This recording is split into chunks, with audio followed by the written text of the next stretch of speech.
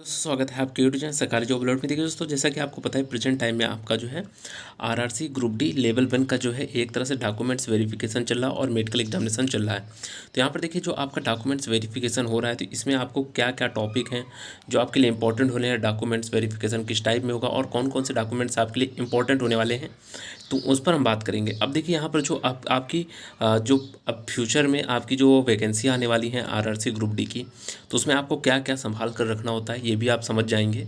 ठीक है, क्योंकि बहुत सारे ऐसे बच्चे होते हैं जो फॉर्म फिलअप कर देते हैं, उसके बाद जो उसका अप्लीकेशन फॉर्म होता है वो सब खो देते हैं अपना, फिर एडमिट कार्ड जो आता है कॉल लेटर वो सब खो देते हैं, फिर पेट का कॉल लेटर होता है वो भी खो देंगे। तो फिर उनका सिलेक्शन होना बहुत मुश्किल हो जाता है, क्योंकि फिर वो डॉक्यूमेंट्स वेरिफिकेशन से बाहर कर दिए जाते हैं। तो ये आपके लिए वीडियो इंपॉर्टेंट होने वाला है, तो ज़रूर देखिए कि आपका जो डॉक्यूमेंट्स वेरिफिकेशन प्रेजेंट टाइम में होगा, ठीक है, या फिर आप फ्यूचर में कभी फॉर्म डालेंगे तो उसमें आपको क्या फ़ायदा मिलेगा। उससे पहले अगर चैनल में नए हैं तो चैनल को सब्सक्राइब जरूर करें, इस तरह गवर्नमेंट जॉब से रिलेटेड हर एक जानकारी आपको मिलती रहे। चलिए स्टार्ट करते हैं। यहाँ पर देखिए आपका जो इसमें अगर बात करें डॉक्यूमेंट्स वेरिफिकेशन के लिए, तो प्रेजेंट टाइम में आपका डॉक्यूमेंट्स वेरिफिकेशन ग्रुप डी का चल रहा है। ठीक है, हर एक जोन का लगभग चल ही रहा है। तो यहाँ पर देखिए डॉक्यूमेंट्स वेरिफिकेशन में आपकी 2 कॉपियाँ मांगी जाती हैं जो आपके ओरिजिनल डॉक्यूमेंट्स होते हैं उनकी। ठीक है, ओरिजिनल डॉक्यूमेंट्स की 2 फोटो कॉपी आपको करवा के रखनी होती है, उनके 2 सेट बनते हैं, वही वहाँ पर आपके जमा होते हैं और यहाँ पर आपका जो ओरिजिनल डॉक्यूमेंट्स है उनको चेक भी किया जाता है। तो 2 कॉपियाँ आपकी लगती हैं और जो आपके डॉक्यूमेंट्स होते हैं उनकी फ़ोटो कॉपी ली जाती है, लेकिन आप कम से कम 4 कॉपियाँ हमेशा बना कर रखें। ठीक है, ओरिजिनल डॉक्यूमेंट्स की।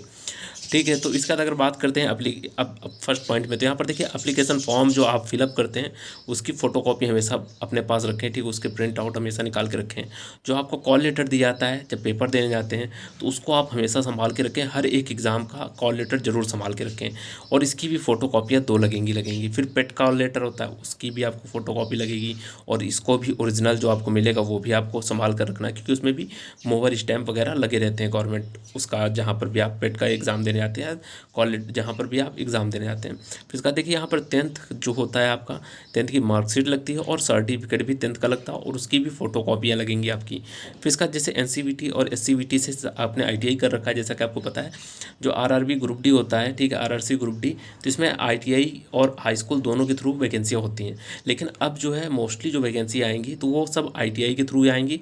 लगभग 90% वैकेंसी आपकी आईटीआई के थ्रू भरी जाएंगी और लगभग 10% वैकेंसी जो होंगी ये आपकी हाई स्कूल से ली जाएंगी, अब जो रूल आएगा। ठीक है, तो यहाँ पर देखिए आपके पास आईटीआई होना कंपलसरी है। अगर आईटीआई करते तो उसका ज़्यादा बेनिफिट मिलेगा आपको आरआरसी ग्रुप डी में।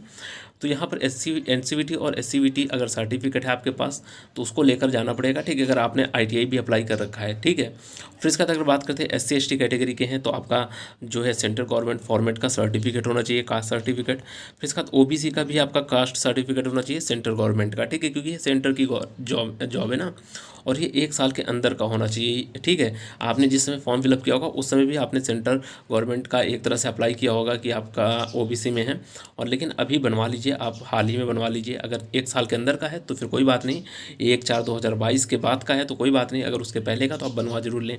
माइनॉरिटी के हैं तो फिर आपको डिक्लेरेशन जो होता है नॉन जुडिशियल स्टैम्प पेपर में वो आपको फिलअप करवा के और सब कुछ करवा के ले जाना है। ठीक है, और फिर इसका अगर आप ईडब्ल्यूएस के होते हैं, ठीक है, तो आपका 2018-19 में आपने जो भी फाइनेंशियल ईयर के लिए बनवा कर रखा था सर्टिफिकेट वगैरह वो आपको लेकर जाना है। ठीक है, फिर इसका अगर बात करते हैं कि इनकम सर्टिफिकेट, अगर आप ईबीसी के हैं तो भी आपको उनको इसको लेकर चलना पड़ेगा आपको। ठीक है, तो इस तरह की इन्फॉर्मेशन होती है आपके पास जो कि आपको ग्रुप डी के लिए अभी प्रेजेंट टाइम में डॉक्यूमेंट्स वेरिफिकेशन हो रहा है इसमें ज़रूरत पड़ेगी, या फिर फ्यूचर में आप फॉर्म भरेंगे तो यही चीज़ें आपको ज़रूरत पड़ेगी। और हर एक गवर्नमेंट सेक्टर में इस तरह की चीज़ों की ज़रूरत पड़ती रहती है।